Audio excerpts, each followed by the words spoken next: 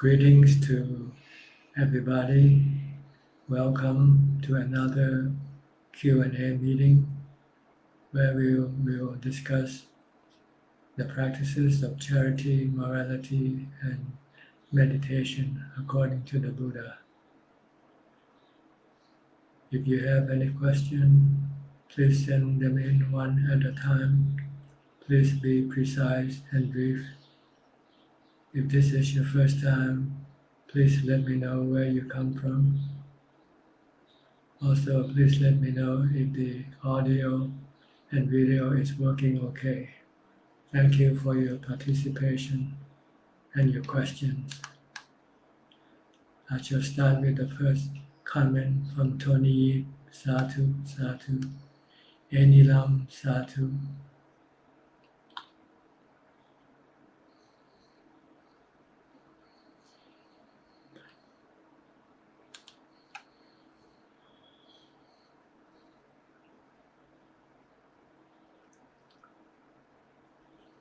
From Professor Kenneth Hunt, good morning, Ajahn, you are clear, thank you. Kenneth and Keyboard, greetings Ajahn, may you be well and happy, thank you.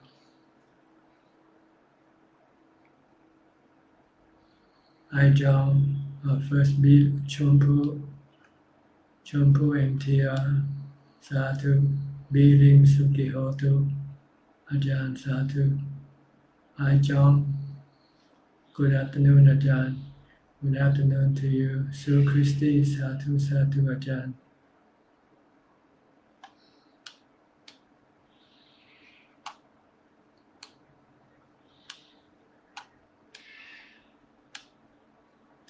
Terence TH, wishing Ajahn well and happy. Thanks for your Dhamma teaching. You're welcome. Alvin Lee, Wei Peng, good morning Ajahn. Video and audio are good. Satu, thank you.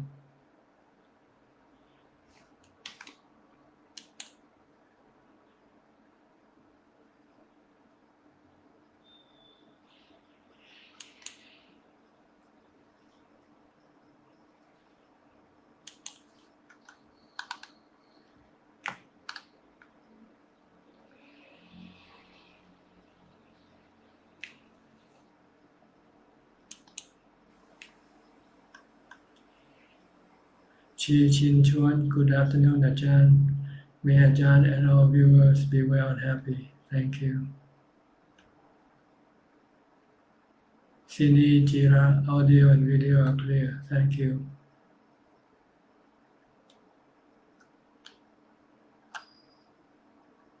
Tony, hi Pante, the audio and video is clear. Thank you.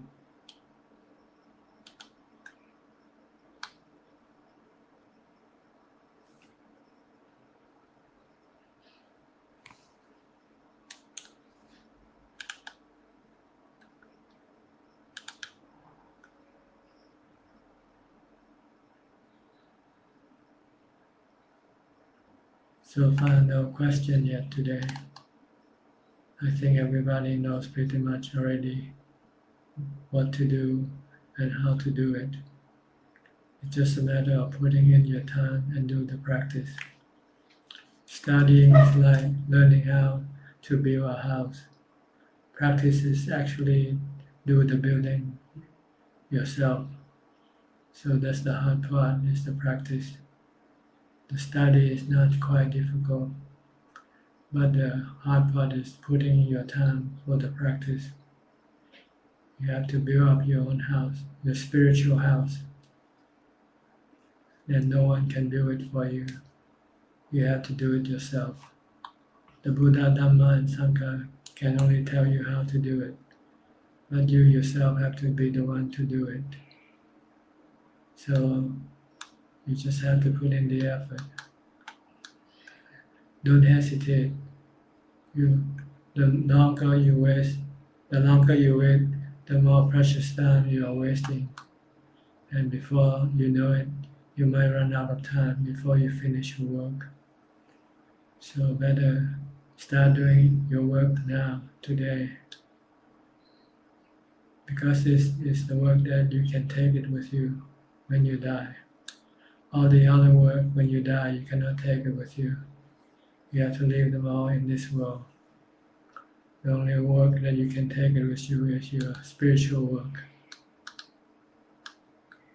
And it's gonna be your refuge, gonna be your house, your home forever.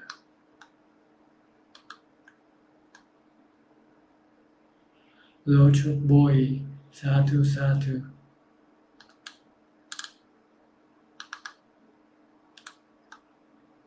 Anna Goldman, good afternoon, Ajahn. Good afternoon to you, Anne.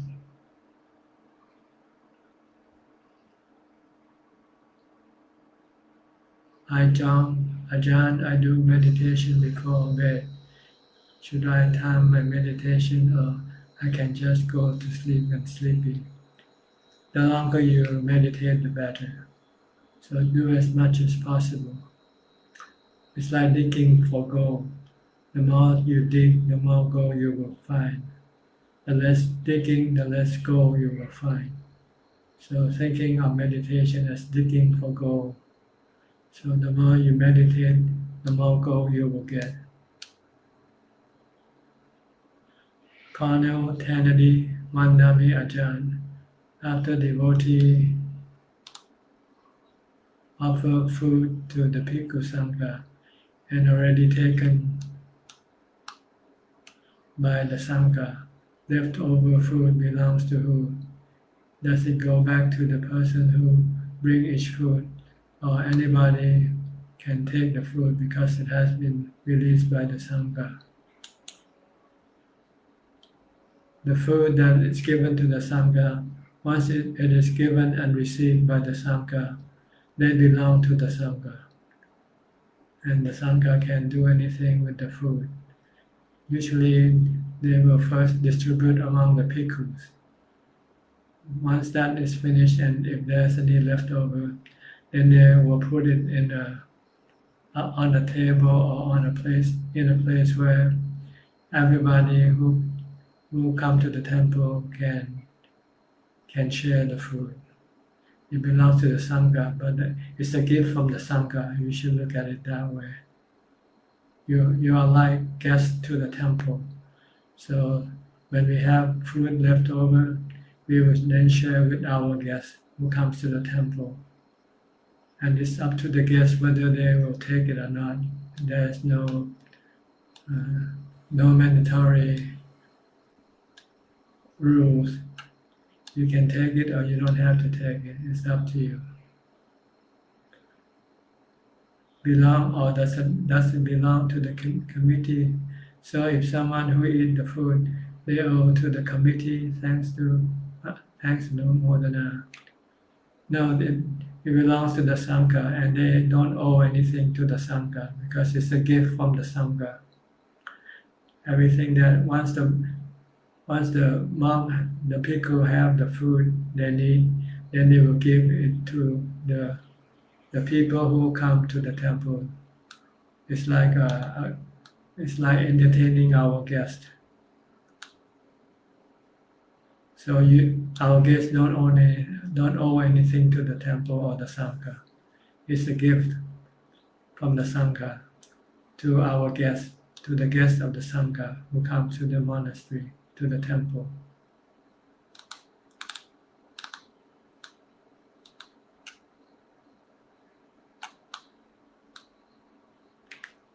Nannapat Pramsawong, Namaskaran with my respect,ท่านอาจารย์.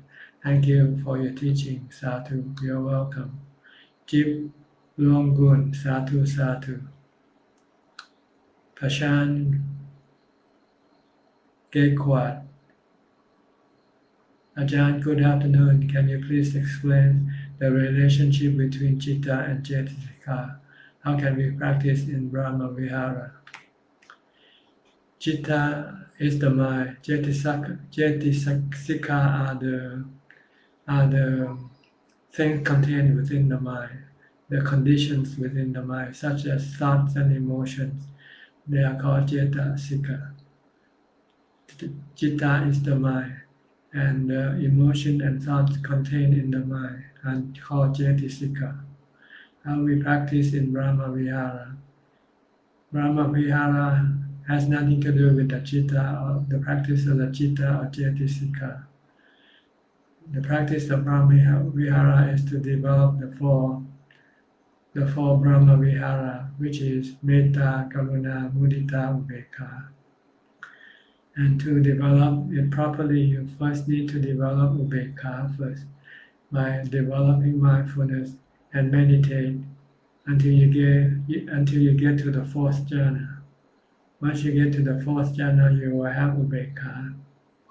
You will have peace and happiness. Once you have this, then you will have also automatically Metta, Karuna, Mudita. It just depends how you would use them, depending on the condition or the situation. A person who is peaceful and happy can radiate loving kindness, metta, compassion, karuna, and sympathetic joy, mudita, automatically. So all you need to do is to meditate, develop mindfulness, and meditate till you get to the fourth jhana, where you will get upekkha, one of the four Brahma Vihara. Once you have upekkha, then the other three will come automatically. They come like in groups. They follow upekkha. Once you have upekkha, you will also have metta, karuna, and mudita. Julian Nau, Sadhu, Sadhu. Ajahn, thank you for answering Ajahn. You're welcome. Kwan Li Man, Vietnam Ajahn with respect. I am still practicing contented and peaceful. I am very happy to see 200 books of Beyond Birth in the KL temple that I always go. Sadhu, Sadhu, you're welcome. Kwan Patum Napa, Sadhu. Bangsa JW, Namasagan, Ajahn, thank you for teaching. You're welcome. Patarapon Vosuk, Sadhu, Sadhu. Anna Goldman, hi Ajahn, I have one question. Can you please explain how many hours need to do meditation? Like I say, the more the better. For monks, the Buddha said meditate all the time. From the time he gets up to the time he goes to sleep, he should be practicing either mindfulness or meditation, sitting or walking meditation, or contemplation on the three characteristics of anicca, dukkha, anatta, as well as contemplating on asubha, and also on the unpleasant appearance of food. This will help to decrease the cravings for things. So ideally one should be practicing all the time. This is the ultimate work that one should devote one's life to, because the goal or the reward is very, very precious, very useful, very beneficial to the mind, which is permanent peace and happiness, and the total cessation of suffering from the mind. So the more time you devote to meditation, the better. But it's all up to you. We all have to start from what we can do, and then try to increase as we go along. So right now, you should try to do as much as you can, and then as you go along, you will be able to develop more and more meditation. Eventually, you don't want to do anything. You just want to meditate. You want to develop mindfulness. You want to contemplate on the impermanent suffering and no self nature of all conditions. This is what we should be doing, because we are the mind and we have to be delivered free from all our bondage by our practice. Our body is a temporary entity. It will eventually cease to exist, but our mind continue on, And whether the mind will continue better or worse depend on how much we put in the practice. So the more practice, the mind will be better. The less practice or no practice, then the mind will not be better. Christine Goe, Tanajan, good day to you. May you be well, strong, without any sickness, and happy. Thank you. That is a big order, isn't it? How can one cannot get sick? Being happy all the time, that's possible if one practices meditation. But as far as sickness of the body, no one can avoid, no one can escape. Sooner or later, one day, one will get sick. Chinese person, Chinese character, Satu Satu. Ali Hassan, good day, Tanajan. Happy to see you again. Good day to you. Ami Chinawong, Namaskaran, Prajan, Satu. B. Iwan, good afternoon. May you be well, healthy, and happy. Thank you. Sawante, Satu Satu. Ayi, Namaskaran, Tanajan. Ayi, Tanajan, I just want to thank you for what Tanajan has taught and explained so far. Last Friday, I had surgery and had to be under general anesthesia. Although this disease is not too dangerous, but anything can happen. Tanajan always said, no matter what happened, just the way it is. Those words strengthened me, and before the operation started, I always recited Bhutto Bhutto. Everything calms me down. Hopefully, can always practice Dana, Sila, and Pavana. To my ancestors, parents, friends, and all who hated me in this life and in past life, I apologize, and may the good I do be abundant.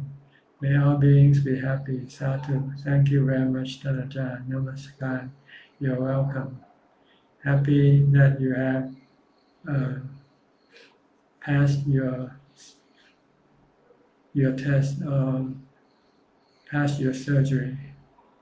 Happy to hear that your surgery is successful, and hope you live a long life. Rusli Alam Saya. Namaskar, dear Ajahn. Thank you. Carmen CH. Good afternoon, Tanajan. May you be well and healthy always. Thank you. Mary Ann, Satu Satu. God Mien No, Satu Satu. Shelly Stino, Satu Tanajan. Thank you for your Dhamma talk. You're welcome. William Chalk, good afternoon, Ajahn. Greetings from Singapore. Anna Goldman, Satu Satu. Hope you are healthy and happy. You're welcome. Thank you. C.G. Lim, good afternoon, Tanajan. Hope you are well, happy to listen in again. Happy to listen in again, Satu Satu. William Chalk, Ajahn, what is Arubajana, and Bahirajana? Please enlighten us. I'm not quite well acquainted with this terminology. I can only say jhana is samadhi or concentration, absorption of the mind. But as far as arupa and bahira jhana, I cannot tell you. You have to look up in the text. James Ong, greeting Ajahn, greeting to you. Cornel Kennedy, Mandami Ajahn. In Ratana Sutta, be friendly towards humankind. Buddha and I bring you offerings. Question 1. If one offer to Buddha statue, they actually offer to Buddha statue. If one offer to Buddha statue, they actually offer to these beings, terrestrial and being, and not to the Buddha. Or is it both? You're not offering to anybody, you're just offering to a statue. So you don't offering to statue. You don't offering food or any things to statue. They don't know anything. If you want to offer offerings to the Buddha said by you can offer to the Buddha by do the meditation practice. Patibat Bucha. This is the way to offer to the Buddha or to those who already passed away. If they're still alive, then you can offer them food.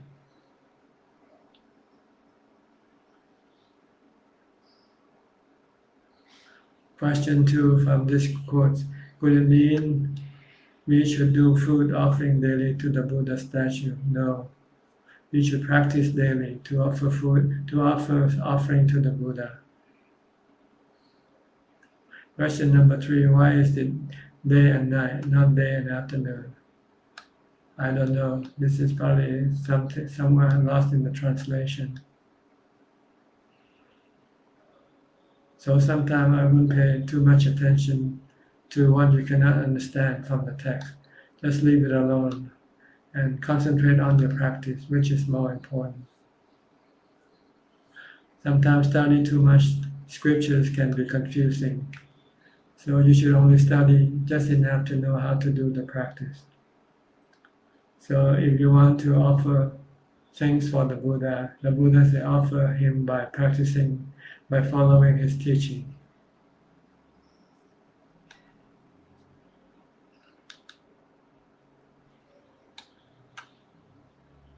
Prashan Gekwat, Ajahn, what is Kanika? Kanika means briefly, a few seconds. Kanika means Kanika Upachara is the brief samadhi, brief concentration of the mind, just briefly, just a few seconds. It's called Kanika.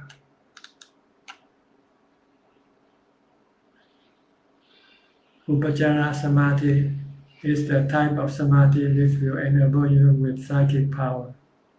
You will be able to contact the spiritual beings, able to recollect your past life, able to read the mind of other people. This is Upachara Samadhi. Appana Samadhi is full concentration of the mind in jhana and remains in for a long period of time. Different from Kanika Samadhi. Kanika Samadhi, full concentration briefly, just for a few seconds. You have to develop Kanika into Appana Samadhi. Both of these are the same type of Samadhi, Kanika and Appana, differing in the duration. When you first get to this concentration, you can only remain in this concentration briefly, in jhana briefly. But as you continue developing more mindfulness, then you will begin to remain in jhana for a longer period. Then you will then have Appana Samadhi.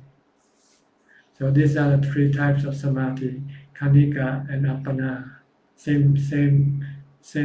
They are jhanas, and Kanika lasts only briefly. Appana lasts longer than Kanika.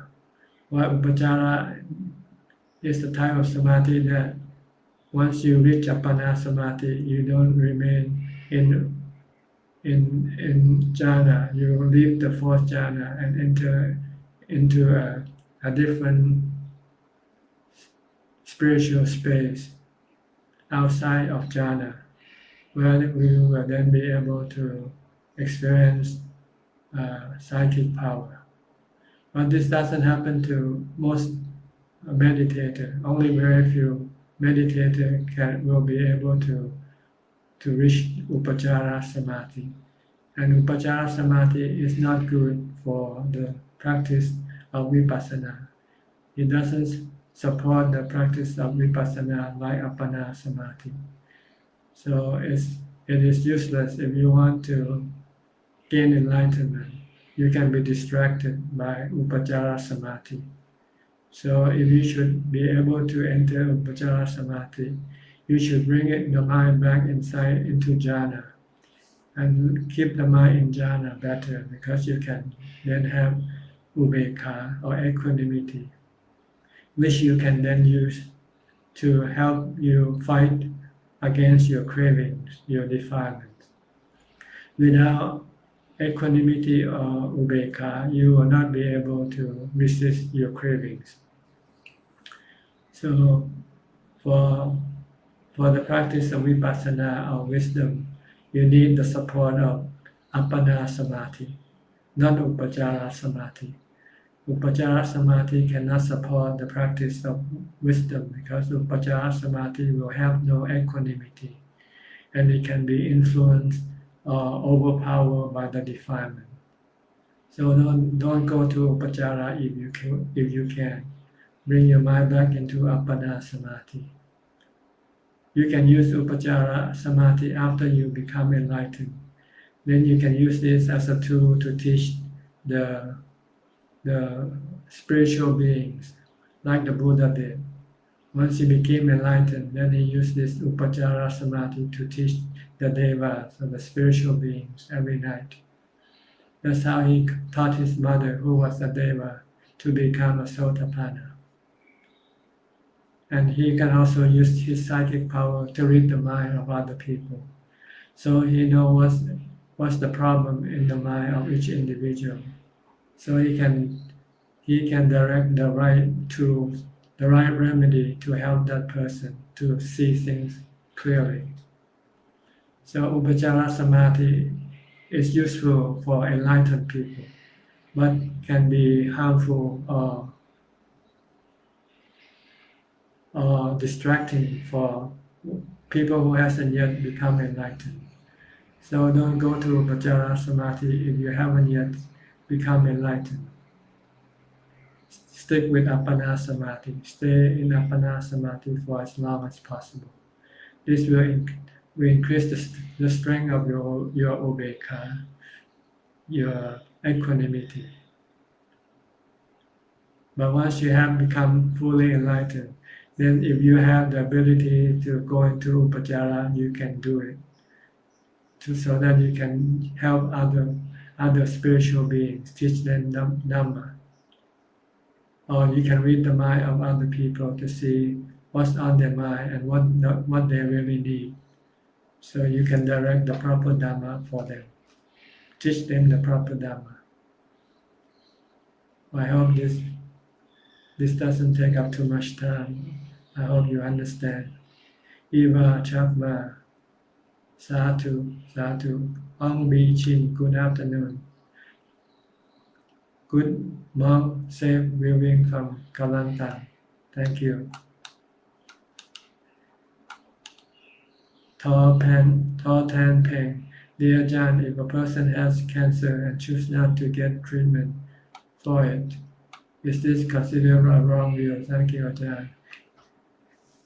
It depends how you look at it. If you think you don't want to be bothered, it's just a waste of time because you're gonna die anyway, whether you have treatment or not. Then this is not wrong view.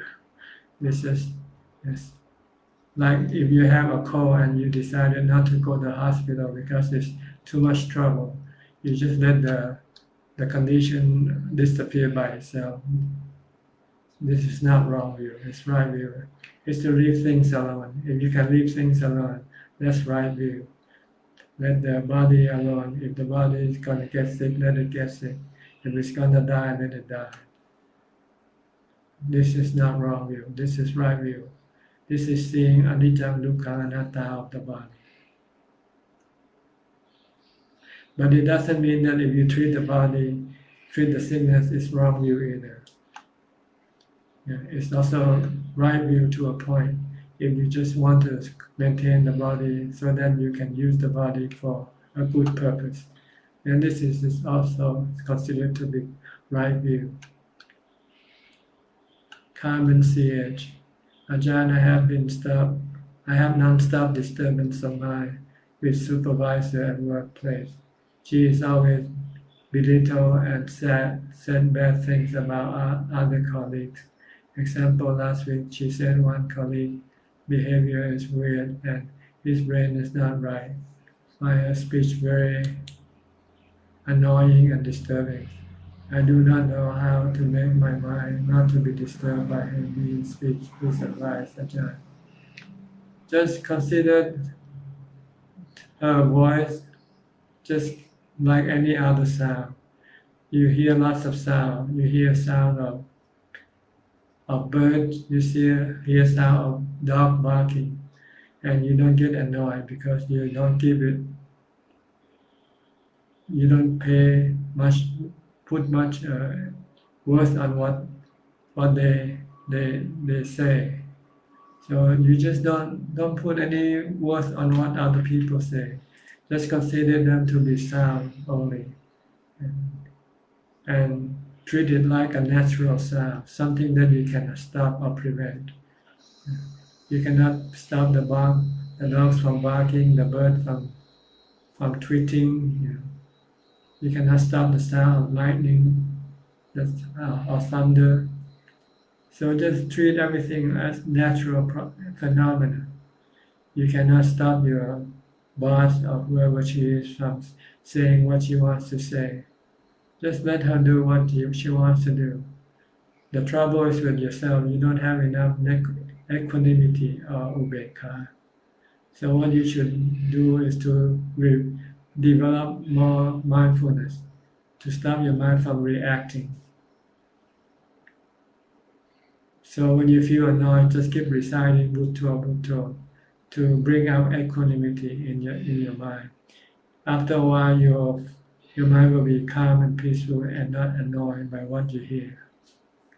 So you need to develop more mindfulness, more meditation.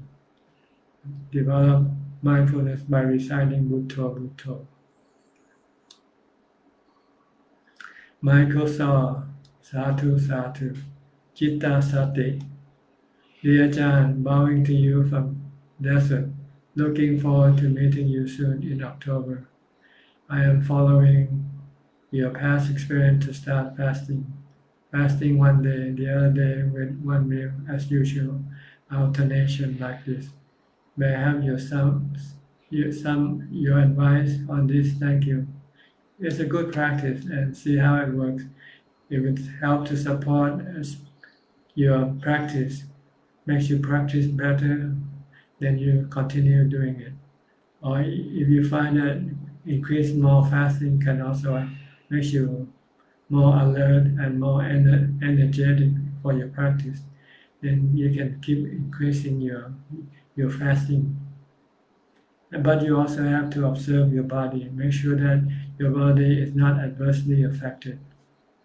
If the body starts to acting strangely, getting sick, then you might have to stop fasting for a while. That means the body is being hurt by your fasting. Otherwise, just keep on fasting. The more fasting you find better for your practice, then keep doing that. Nam Lin Lin, Sadhu Sadhu.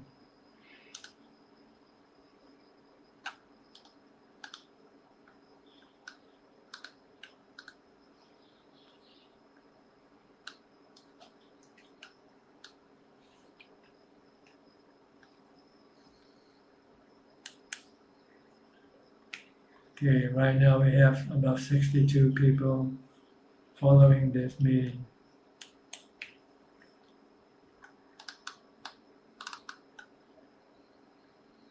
Okay, I'll take a break, take a drink of water.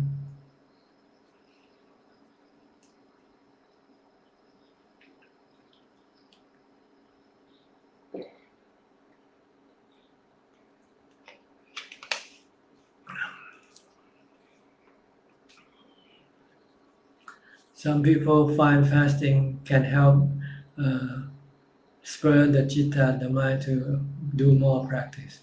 Because when you're hungry, you're not sleepy. And also, you have to practice to calm your mind so that you don't get overwhelmed by your hunger, especially your mental hunger. There are two types of hunger when you fast: physical hunger and mental hunger. The physical hunger is very minimal, but The ones that really is a problem is mental hunger, which you can control by meditation, by mindfulness and meditation. So you are ultimately forced to practice mindfulness and meditation to calm your mind, to calm your mental hunger. Once your mental hunger is controlled, is eliminated, then the physical hunger doesn't really hurt your mind at all, doesn't affect your mind at all.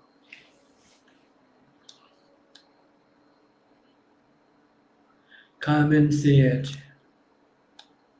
I have to know about meditation. I got to know about meditation 3 years ago. But until now, I put little effort to practice. Is it too late to practice it now? No, it's never too late. As long as you're still breathing, it's not too late.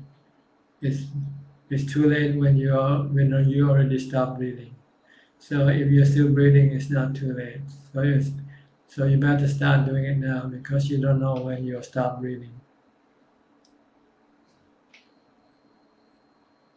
I heard about the enlightenment 7 days, 7 months, and 7 years. After 7 years, it's not possible and have to wait until next life. No, it could be in 7 and 2 days, 7 and 1 month. You know, the Buddha just give the prediction up to 7 years. But it doesn't mean that after 7 years you will not longer be able to become enlightened. Maybe after 7 years and 2 days or 7 years and 2 months, you can still become enlightened.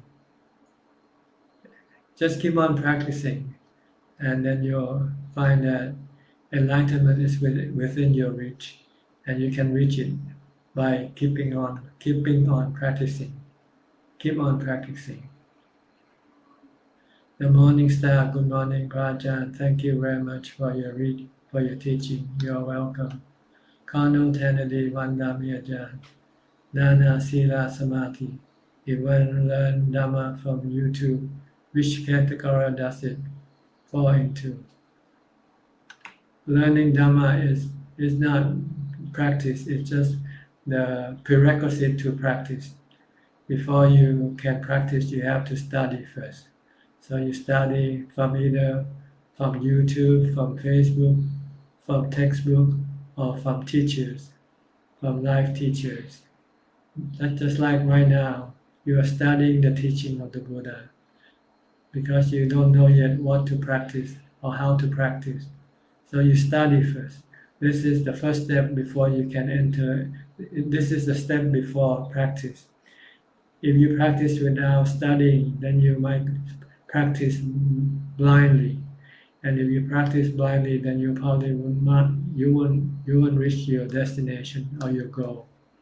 So you first need to study so you know clearly what you have to do, which is dana, sila, samadhi, and panya. Learning Dhamma can be considered to be the first step of wisdom. There are 3 steps of wisdom to develop. First is by studying. Second, by contemplating. Third, by applying it in your practice to eliminate your cravings or your defilements. So there are 3 levels of panya or wisdom. The first level is by studying or listening to Dhamma talks. Then what have you learned from the Dhamma talks, you want to keep contemplating so you don't forget. And then when you have defilement, then you apply this knowledge that you have learned, that you have contemplated, with the support of the practice of meditation or jhana. You have to have jhana as your support when you apply wisdom to get rid of your defilements. Jobu, good Piku, Ajahn Suchart. Good day to you. Check Ling Tan, dear Ajahn. How to overcome the feeling of disappointment with own self. Just stop thinking. Just meditate. Just keep reciting Bhutto, Bhutto, Bhutto. First, start this. Then you see that it's just a thought. It's not real. but you become so immersed with this delusion that you feel that you believe in what you think. Why don't you think that I'm an arahant? If you want to think that and believe in your thought, think I am an arahant, or I can be an arahant.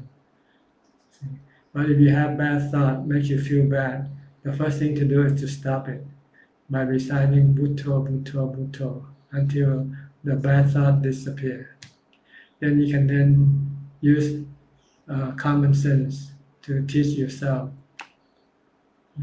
what you need to do next, which usually means meditate more, develop more mindfulness, and stop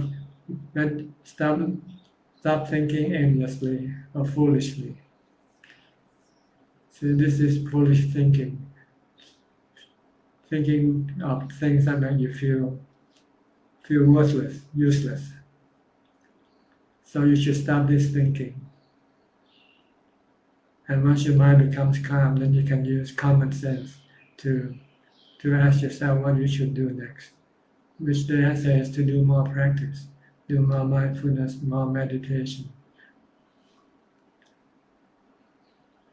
Kachanila action. Namaste. Venerable Ajahn in the Tipitaka is mentioned Uttarakuru. Where other type of humans live? Where is it located? Thank you. Also, are there other humans of Buddha Sasana in other galaxy? Thank you. This is the question that I cannot answer. I'm sorry. But if you ask me whether it's possible or not, I think it is possible. Because there are other planets where there might be people like us living. So they can be in the same situation where we are now. They might have a Buddha living right there, and then they might have past Buddha who lived there and died and then left the teaching, left the Buddhist religion there. So this is possible, but I don't know it myself.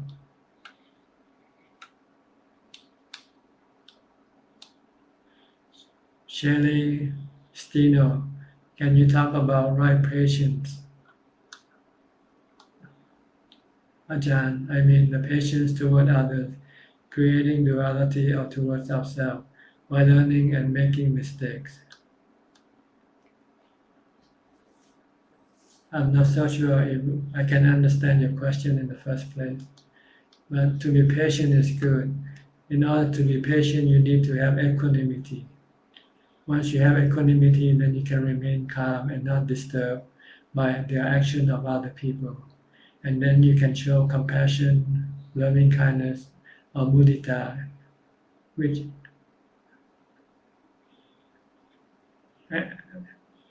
depending on the situation. If you have to show kindness, you can show kindness. You have to show love, you can show love. If you have to show sympathetic joy, you can do that also. If you have equanimity.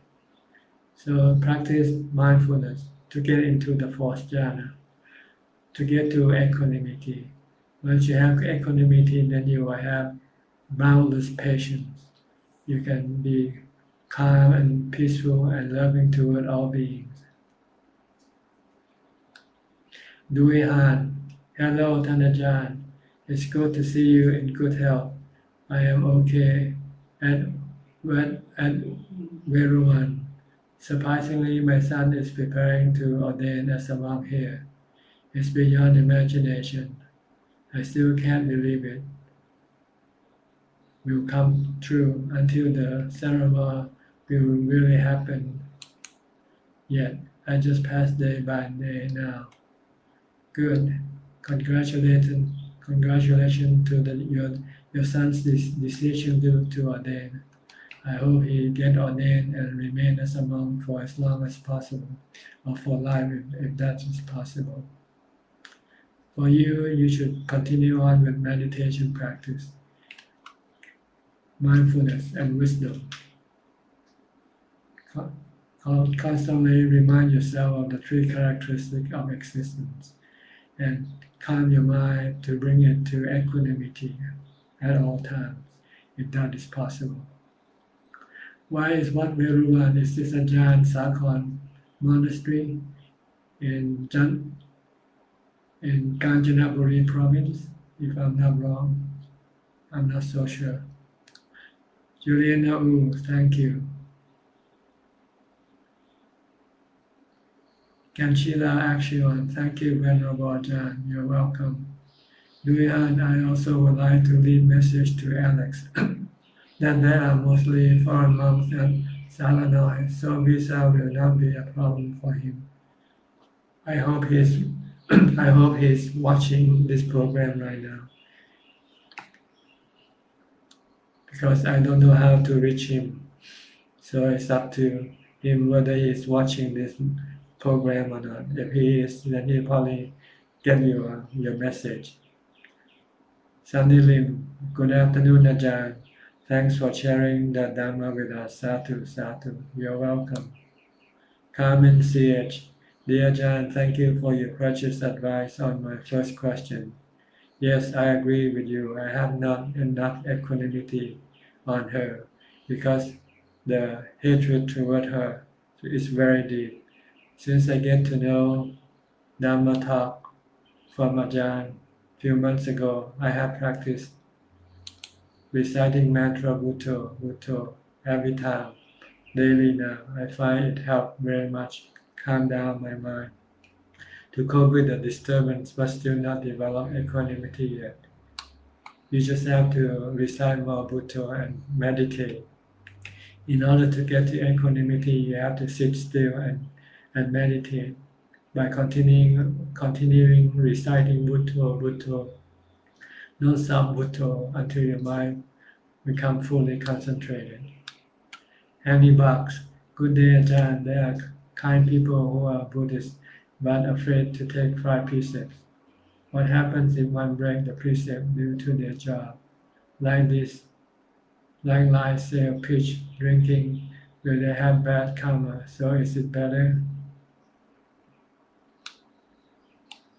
If you break the 5 precepts, then your mind will fall below the human level and become either a hungry ghost or become an animal instead. So if you don't want to let your mind fall below the level of human being, then you have to keep the 5 precepts. Jack Linton, thank you to Ajahn for the valuable advice. You're welcome. Hok Kong Teo, Sadhu, Sadhu, Handy Box. For those who can keep the precept, is it better for them not to take precept but practice the Buddhist teaching? Is that okay too? Thank you, Ajahn, for all your teaching. Well, the precept is also the Buddha's teaching.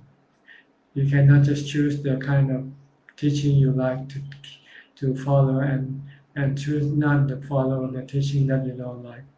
If you are truly Buddhist, then you have to follow all the teaching of the Buddha, not just partially. You should try to follow all of the teaching. The Buddha said you should at least keep the 5 precepts.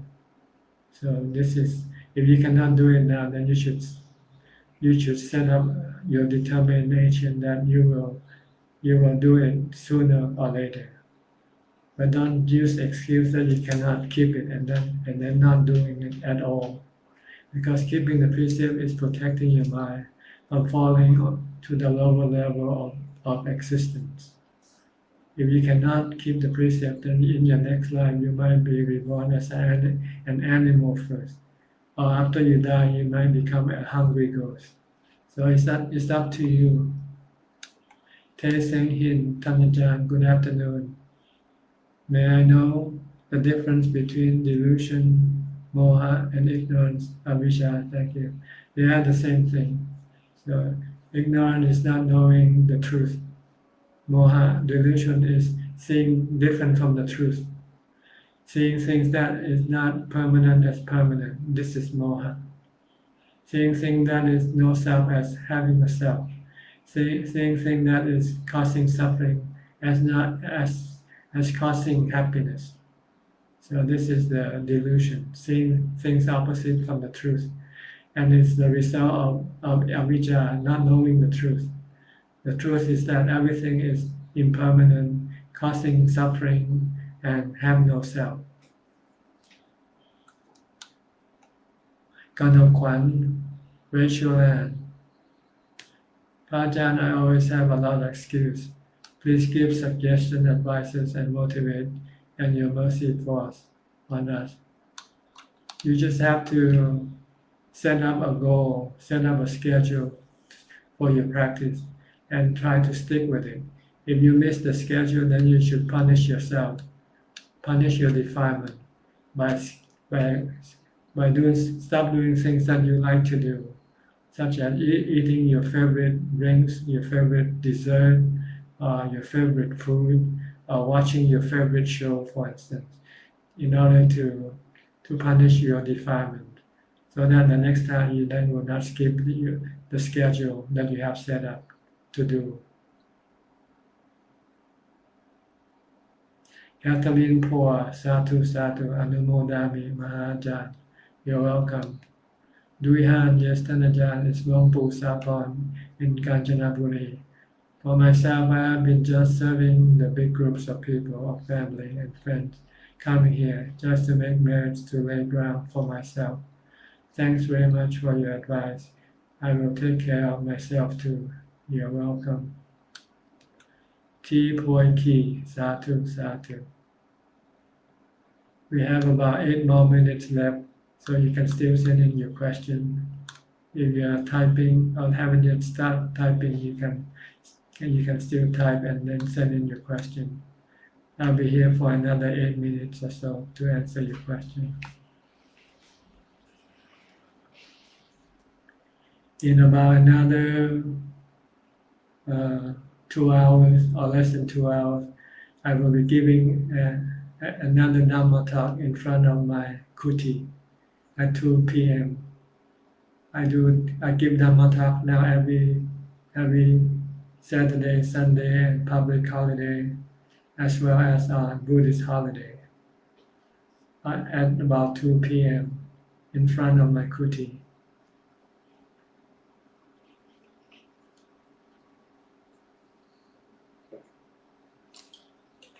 And it will be broadcast live on the Thai Facebook page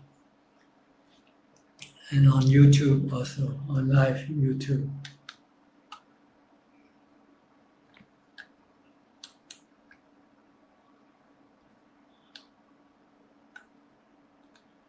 Chitta Sati. Dear Ajahn, thank you very much for your fantastic advice on fasting. So far my mind more clear, and sure I will take care of my physical body as well. Another question is, how can I still be alert when I am sleeping, or should I just sit for the whole night? I never tried it before, thank you. Well, when you sleep, you don't have to be alert.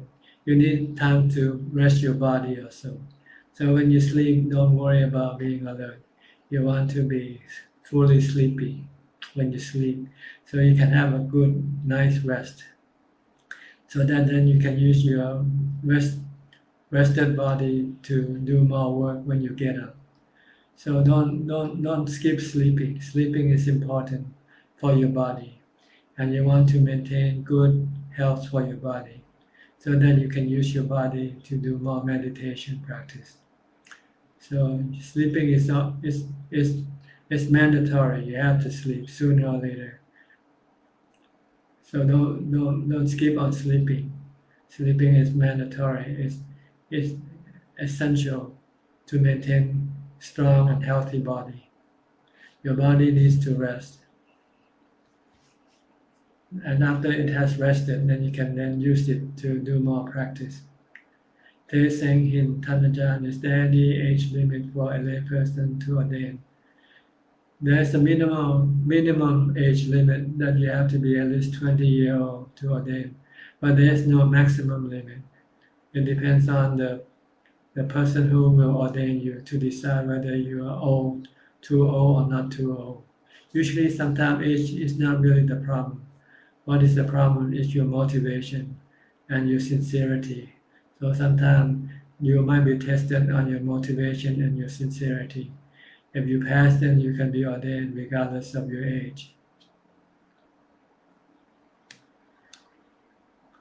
William Sharp, Ajahn, what is the last entry age for monkhood?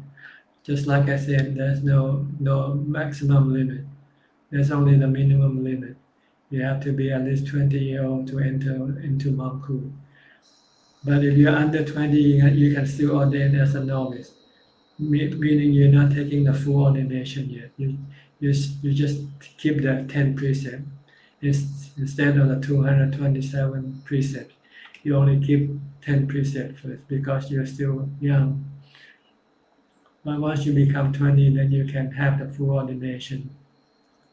But as far as the upper limit, there's no fixed limit. It depends on your ability to do the practice or not. And this will be determined by the person who will give you the ordination.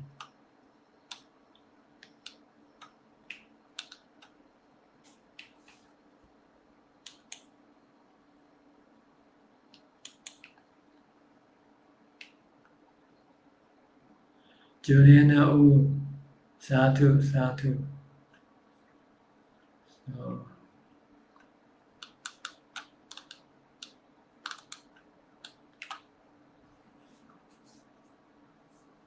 So if you want to ask more questions, you can watch my live feed, my live broadcast today. And at about 3:15, if you want to ask question in English, you can send in the question by typing the message in the Thai Facebook page or on YouTube live page. And your question will be read and I will reply them. Te Seng Hin, Tan Ajahn, thank you for all your answers and guidance. Do take care and stay healthy. You're welcome. Sonade, dear Ajahn, how to deal with pain during meditation after sitting for quite a while? By ignoring the pain, don't give it any attention. Concentrate on your meditation object, which I think at this point you should switch to a mantra. If you're watching your breath, you might not be able to concentrate on it as good as using the mantra. So when your body becomes painful, switch to a mantra like Bhutto, Bhutto, Bhutto. Just keep reciting Bhutto, Bhutto. Stay with Bhutto and try to forget about the pain. Then the pain will not bother you, and your mind will become calm and peaceful eventually. Well, looks like that's about it for today. That's about all the time we have. Oh, here's another one from Checkling 10. Before I go, dear Tan Ajahn, if a person likes to pour out their complaints often, is it better for me to listen and let them have a chance to let off their steam, or is it better for me to avoid them so they won't keep talking about their negativity? Well, if you want to be compassionate, then you just let them let off their steam. But if you find it annoying, or you want to prevent them from letting off the steam on you, then you might have to walk away also. So either way, it's up to you. You have to decide which is appropriate at that particular moment.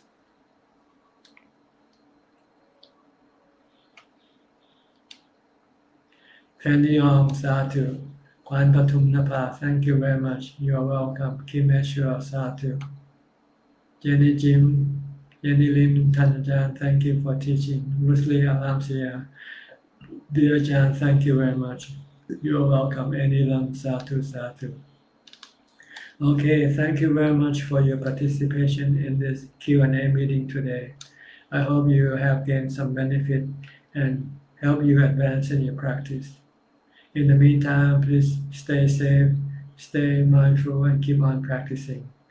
And if all goes well, I will see you all again at the same time next week. Thank you and goodbye.